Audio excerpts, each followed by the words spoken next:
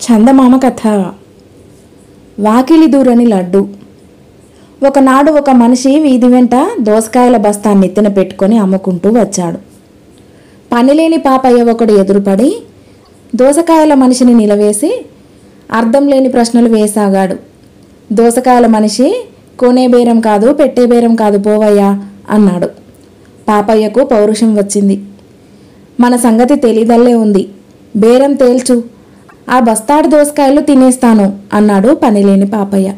నీ వంటి వాళ్ళని నలుగురిని వెంట తెచ్చుకున్నా కూడా నీ వల్ల కాదు, పోవయ్యా పో అన్నాడు దోసకాయల మనిషి. పందెం వెయ్యి అన్నాడు పాపయ్య. నువ్వు ఈ దోసకాయలన్నీ తిన్నావో నీకు వాకిలి దూరనంత లడ్డు పెట్టిస్తా అన్నాడు దోసకాయల మనిషి. పెట్టించలేవు, 10 రూపాయల పందెం అన్నాడు పనిలేని పాపయ్య.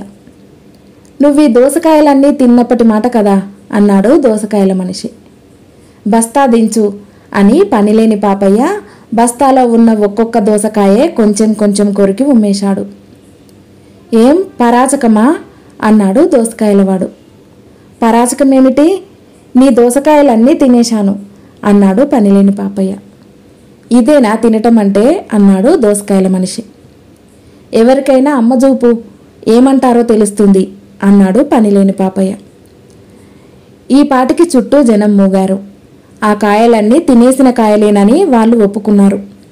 చేసేది లేక దోసకాయలవాడు తన గోతం తీసుకొని వెళ్ళిపోబోయాడు. కానీ పనిలేని పాపయ్య అడ్డు తగిలి, లడ్డు మాటేమిటి, దానికి కూడా పందెం కాశాను మరి అన్నాడు.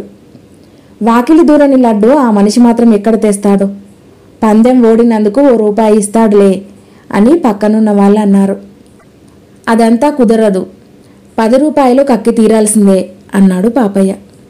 అయితే వాకిలి దూరలేని లడ్డు తెస్తానుండు అంటూ దోసకాయల మనిషి పక్కనే ఉన్న మిఠాయి కొట్టుకు వెళ్ళి అర్ధనా పెట్టి బెల్లం లడ్డు ఒకటి తెచ్చాడు. ఇదేనా వాకిలి దూరని లడ్డు అన్నాడు పనిలేని పాపయ్య వెటకారంగా. మరేమిటనుకున్నావు, నీ ఇష్టం వచ్చిన వాకిలి కోరుకో, దూరదని చూపిస్తాను అన్నాడు దోసకాయల మనిషి. అందరూ కలిసి పక్కనే ఉన్న ఇంటి వాకిలి దగ్గరికి వెళ్ళారు. దోసకాయల మనిషి లడ్డును గడప అవతల పెట్టి దూరు అన్నాడు. లడ్డు కదలలేదు. చూశావా వాకిలి దూరదు అన్నాడు దోసకాయలవాడు. ఆ మాటతో పనిలేని పాపయ్యకు గంగ వెర్రులెత్తినాయి. చుట్టూ ఉన్న వాళ్ళంతా ఆ మనిషి చెప్పింది నిజమే అన్నారు. అంటే సరి అని గొనుగుతూ పనిలేని పాపయ్య జారుకోబోయాడు. దోసకాయలవాడు అడ్డొచ్చి, పందెం ఓడావు, 10 రూపాయలు అక్కడ పెట్టిపో అన్నాడు. పనిలేని పాపయ్య ఆట కట్టింది. 10 రూపాయలు ఇచ్చేశాడు. దోసకాయలు పోతే పోయినాయి గాని లేచిన వేళ మంచిదే అనుకుంటూ దోసకాయలవాడు ఇంటికి వెళ్ళిపోయాడు. కథ సమాప్తం.